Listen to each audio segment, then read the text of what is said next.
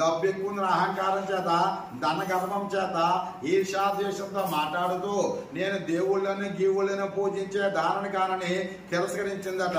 ఆ మహారాజు దీనికి ధన గర్వంతో ఇలా మాట్లాడుతుందని ఆ మహారాజు గారు ఆ భోగం గారి ఇంటి దగ్గరికి వచ్చేసి ఇంక వెళ్ళడం మానేసినాడట. అలా పోగా కొంతకాలం అయ్యేసరికి దాని ఇంట్లోనున్న మనులు మాన్యాలు ధర్మత్వం కూడా అయిపోయిన తర్వాత తిండి లేకుండా కట్టుబడే బట్టలు లేకుండా నానా హింసలు పడి బాధపడుతున్నదట. ఇట్టుండగా ఒక రోజున రాజ్య పురోహితుడు ఆ దారిని పోతుండగా నా గతిట్లు పట్టిన స్వామిని ఏడ్చేర్చి పాదాల మీద పడిందట. ఓసి పిచ్చిదానా, నువ్వు నా పాదాల మీద పడక్కర్లేదు. నీ జీవితంలో ఎప్పుడో ఒక శివాలయంకి వెళ్ళావా, ఒక ఇష్టాలయంకి వెళ్ళావా? ఎప్పుడు వెళ్ళలేదు. నిన్న కాక మొన్న మహారాజు గారు ఉండాల్సిన నోము నోచుకోమన్నారు, ఆ మాట కూడా వినలేదు.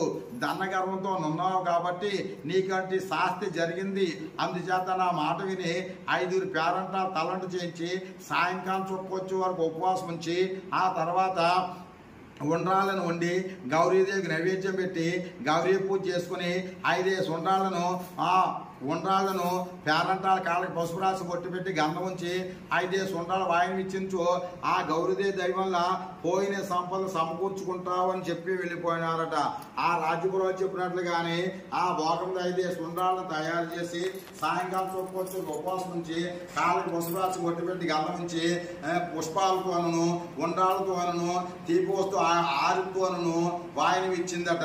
అలా చేతికి ఎప్పుడైతే ఇచ్చిందో ఆమె సరైన వ్యాధులు కూడా చేతులతో తీసినట్లుగా మాయమైపోయిందట. ఆ చూసిన వారందరూ కూడా ఓహో ఇదంతా గౌరీదేవి దైవాలని ఆ భోగవతి బ్రతుకున్నంత కాలము ఆ రోజు నుంచి ఈ రోజు వరకు కూడా ప్రతి సంవత్సరము ఈ మహాప్రభాని గౌరీదేవి పూజ చేసి అఖిల సంపదలు అనిపించి అంచెం స్వర్గలోకం పొందింది ఆయన. ఈ మాట మహారాజు గారు తెలిసి పూర్వం కంటే మునుపటి మించిన అనురాగంతో వస్తూ పోతూ ఉన్నాడట. ఆ భోగవతి పిల్లా పాపలతో ఆ గౌరీదేవి దైవల్ల అంచెం స్వర్గలోకం పొందింది ఆయన. ఈ పరమ పవిత్రమైన ఈ మహాప్రభావిని ఉండ్రాల దినము ఎవరైతే చేస్తారో చేసిన వారికి పాడి పంట సిరి సంపద సంతానం ఐశ్వర్యం కలిగి ధనగన్మోత్సవంతో తొలతూగెదరు. గోవింద గోవింద దేవుడి మీద తీసుకెళ్తే నెత్తి మీద వేసుకోమలు గోవింద గోవింద. కర్పూరం వెలిగించండి, 2 బిళ్ళ కర్పూరం వెలిగించు. వాములు హేచాల వెలిగించు. లేత పళ్ళలో పెట్టుకోవాలి.